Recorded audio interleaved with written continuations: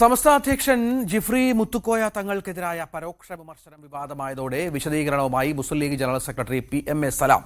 മറ്റൊരു നേതാവ് എന്നുദ്ദേശിച്ചത് ജിഫ്രി തങ്ങളെ അല്ല, മുഖ്യമന്ത്രി പിണറായി വിജയനെയാണ് എന്നാണ് സലാമിന്റെ വിശദീകരണം. സാദിഖ് അലി തങ്ങൾ അനുഗ്രഹിച്ച രാഹുൽ മാങ്കൂട്ടത്തിൽ ജയിച്ചപ്പോൾ മറ്റൊരു നേതാവ് അനുഗ്രഹിച്ച P സരിൻ മൂന്നാമതായെന്നും മുസ്ലിം സമുദായം ആർക്കൊപ്പമെന്ന് വ്യക്തമായെന്നുമായിരുന്നു പരാമർശം.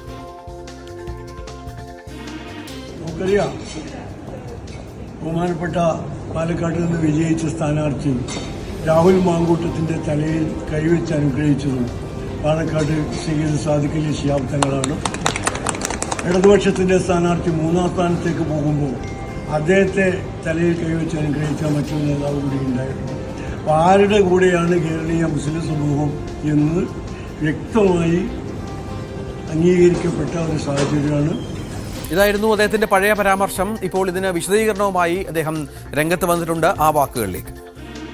ബഹുമാനപ്പെട്ട ജിഫ്രി തങ്ങളെ ഞാൻ ഒളിയമ്പ് ചെയ്തു ആക്രമിച്ചു എന്ന പേരിൽ നടക്കുന്ന വ്യാപകമായ പ്രചാരവേല സത്യത്തിൽ ബഹുമാനപ്പെട്ട ജിഫ്രി തങ്ങളെ അപമാനിക്കാനാണ്.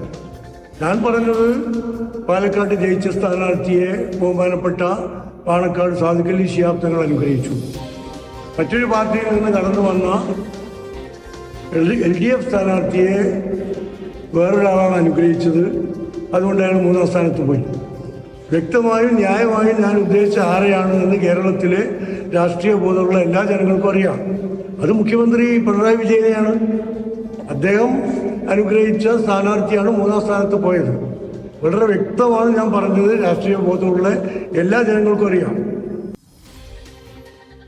CV അനുമോദ് ചേരുന്നുണ്ട്. അനുമോദ്, ഈ മുസ്ലിം രാഷ്ട്രീയത്തിൽ ഒരുപാട് വിവാദങ്ങൾ സമസ്തയുമായി ബന്ധപ്പെട്ടും ലീഗുമായി ബന്ധപ്പെട്ടും ഒക്കെ നടക്കുന്നുണ്ട് ഈ തെരഞ്ഞെടുപ്പ് കാലത്തുടനീളം. ഇപ്പോൾ അതൊരു പുതിയ വിവാദമായി മാത്രം കണ്ടാൽ മതിയോ? ഇതിന് ഏതൊക്കെ തലത്തിലേക്കാണ് ഇതിപ്പോൾ വളർന്നിരിക്കുന്നത്? രഞ്ജിത്ത്, നമുക്കറിയാം സമസ്തയും മുസ്ലിം ലീഗുമായിട്ടുള്ള ഭിന്നത. കുഞ്ഞാലിക്കുട്ടി നേരിട്ട് സമസ്ത നേതാക്കൾക്കെതിരെ വിമർശനം ഉന്നയിച്ച സാഹചര്യം, ഇതൊക്കെ ഈ തെരഞ്ഞെടുപ്പ് കാലത്ത് നമ്മൾ കണ്ടതാണ്. പക്ഷെ അപ്പോഴൊക്കെ സാധാരണഗതിയിൽ സമസ്തക്കെതിരെ രൂക്ഷ വിമർശനം ഉന്നയിക്കുന്ന PMA സലാം നിശബ്ദനായിരുന്നു. അല്ലെങ്കിൽ PMA സലാമിന്റെ പ്രസ്താവനകളൊന്നും തന്നെ വന്നിരുന്നില്ല. അത് പാർട്ടിയുടെ നിർദ്ദേശം തന്നെ ഒരുപക്ഷെ ഉണ്ടായിരിക്കാം. PMA സലാം വിമർശിക്കുമ്പോൾ അതിന്റെ ഫലം മറ്റൊന്ന് ആകും. പക്ഷെ ഇപ്പോൾ ഈ ഒരു തെരഞ്ഞെടുപ്പ്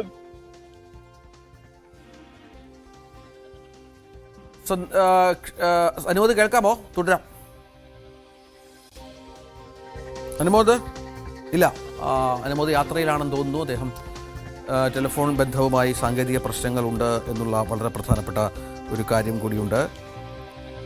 സന്ദീപ് കേൾക്കാമെങ്കിൽ തുടരാം. അനുമോദ്. തീർച്ചയായും PMA സലാം കഴിഞ്ഞ ദിവസം കുവൈറ്റിൽ വെച്ചാണ് ഈ ഒരു പ്രസ്താവന നടത്തിയത്. തെരഞ്ഞെടുപ്പ് വിജയം കേക്ക് മുറിച്ച് ആഘോഷിക്കുന്ന ഘട്ടത്തിലായിരുന്നു അദ്ദേഹത്തിന്റെ പ്രസ്താവന. പാലക്കാട് സാദിഖ് അലി ശിഹാബ് തങ്ങൾ തലയിൽ കൈവച്ച് അനുഗ്രഹിച്ച UDF സ്ഥാനാർത്ഥി വിജയിക്കുകയും മറ്റൊരു നേതാവ് അനുഗ്രഹിച്ച സരിൻ തോൽക്കുകയും ചെയ്തു, മൂന്നാമതാവുകയും ചെയ്തു എന്നുള്ളതാണ്.